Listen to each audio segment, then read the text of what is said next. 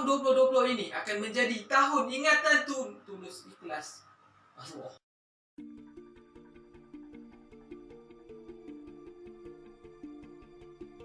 Tahun 2020 akan menjadi tahun yang akan sentiasa diingat oleh sesiapa yang hidup di muka bumi waktu sekarang.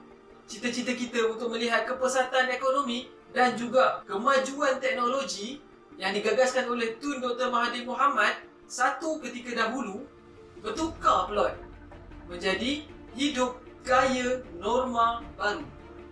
Amalkan kebersihan diri. Setiap jam 5 petang, Dr. Nur Hisham akan sentiasa mengingatkan kita. Amalkan kebersihan diri dan sentiasa cuci tangan. Mengikut kajian Dr. Fadilah Kamsah, 80% daripada umat Islam di Malaysia ni tak cukup sembahyang 5 waktunya. Koma dekat dalam peratusan yang mana satu. Ini maknanya 80% daripada umat Islam ni tak mengamalkan kebersihan diri yang ditetapkan oleh Islam ke atas tubuh kita yang terdedah sepanjang hari. Tambah pula yang diingatnya orang Islam ni bersih tak makan dengan semayang je. Sebenarnya kebersihan ni adalah asas seorang Muslim yang sejati. Bangun pagi, pergi bersihkan diri. Pergi kerja, pakai pakaian bersih. Pergi makan, makanan yang bersih. Kita pilih tempat-tempat yang bersih. Cakap, kenalah bersih-bersih. Langkah ke tempat yang bersih. Dan yang paling penting sekali, hati tu kena bersih, cok. Cuba hampa ingat-ingat balik tempoh bulan puasa. Sebelum ni kita sambut lagu mana? Kan kita sambut dengan cara yang berlebihan. Pergi bazar, beli makanan sampai berbazar. Rasanya bulan puasa tahun lepas, indeks sampah melampau-lampau. Tapi tahun ni, indeks sampah berkurangan. Hampa nampak tak? Belum lagi jenis-jenis berniaga. Style berniaga tak ikhlas ya. Cuma yang kali lipat inti oksigen lah. Apam balik kosong, kacang pun tak ada. Nasi lemak, mata ikan bilis ya. Kuih donat lubang kat tengah. Disebabkan satu dunia ni kuih habis kena pandemik ni, kebanyakan manusia kat dunia kita tengah bumi kita ni merawat diri. Cuba hampa Google tengok mana ada negara Islam yang duduk kat dalam list negara terbersih kat dalam dunia. Iceland ni daripada 2010 lagi dia duduk tangga tertinggi tu lah. Kita ni kat Asia ni duduk nampak kalau tak Singapura, Jepun je lah. Masa berkualiti bersama keluarga. Sebelum ni kita duk sibuk benar berhijau sampai lupa nak didik diri, nak didik keluarga, nak didik anak untuk menjadi keluarga yang terbaik. Walaupun dah duduk dalam bulan puasa ataupun dalam bulan Ramadan. Disebabkan itu juga, tengok berapa banyak kes gejala sosial yang berpunca dari pengabaian mak pak. Lah ni, waktu PKP ni lah waktu hak sesuai untuk kita bersama dengan keluarga. Sebab duk kurung je, barulah kita boleh tengok banyak benda-benda yang bermanfaat dalam media sosial. Kita tengok abang jadi imam, adik jadi bilal, ayah jadi imam tarawih, berkubah dalam rumah, semayang raya dalam rumah. Sebenarnya, syiar Islam tu mampu kita lakukan di kalangan keluarga kita.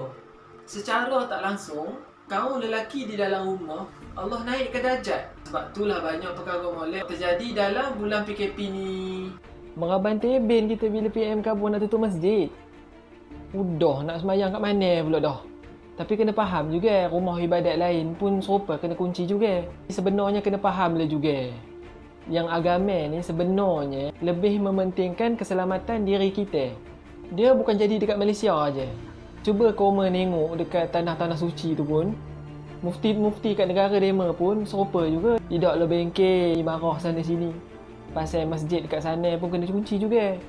Maknanya tak buka untuk orang awam.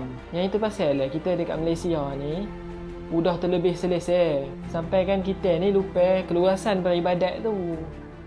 Memang benar, semayang dekat masjid tu syiar.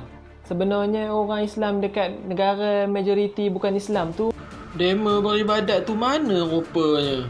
Aceh tengok kehidupan menyambut Ramadan dekat Palestin tu kan, penuh dengan kedaifan, tanah sini tak cukup. Yang kita sambut Ramadan dekat sini sampai berbuang-buang makanan. Udah waktu PKP ni nak kena semayang tarawih dekat rumah kan. Barulah kita tahu betapa berharganya kita sembahyang tarawih dekat masjid. Lepas ni dengar-dengar cerita udah ramai boleh pergi ke masjid kan. Amohlah kita ramai-ramai pergi memenuhkan masjid. Tapi kena ikutlah SOP-nya tu. Jangan nyembang lebih, melabun lebih. Waktu orang bang kau mau buat meruluh pula. Janganlah kita jadi Islam bila bulan puasa, hari Jumaat, hari raya je. Jomlah kita muhasabah, kita praktikkan balik sunnah-sunnah sepatutnya yang kita lakukan, iaitu kebersihan diri dan juga kebersihan alam sekitar. Bayangkan, kuntit sampah kat tepi jalan pun dapat pahala. Makan tangan kanan dapat pahala. Isteri cium tangan suami lagi dah gugur dosa.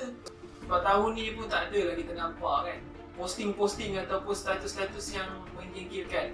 Macam member datang bawa anak menyusahkan tuan rumah lah, pecahkan TV lah, itulah, inilah. Tahun ni ambil, langsung tak boleh nak pergi menziarah ke rumah siapa-siapa pun. Yang paling syok dia, hari ni ramai orang menghargai frontliner yang sebelum-sebelumnya orang kutuk kan. Frontliner kita ni makan tidur je lah, kurangkan allowance lah. Boleh jadi sebenarnya segala perkara yang terjadi ni pun Allah yang izinkan. Sebab segala apa yang berlaku ni atas sikap kita sendiri sebenarnya. Sambutan bulan puasa dan juga bulan Syawal kita sebelum-sebelum ni mungkin dah terlepas daripada landasan yang sepatutnya. Janganlah asyik nak menyalahkan orang lain atas segala musibah yang berlaku. Segala apa yang berlaku sekarang ni pun Allah yang izinkan. Yang paling penting sekali, dalam keadaan kita yang serba terbatas ni, syiar Islam tu tetap kita sedaya upaya melaksanakannya.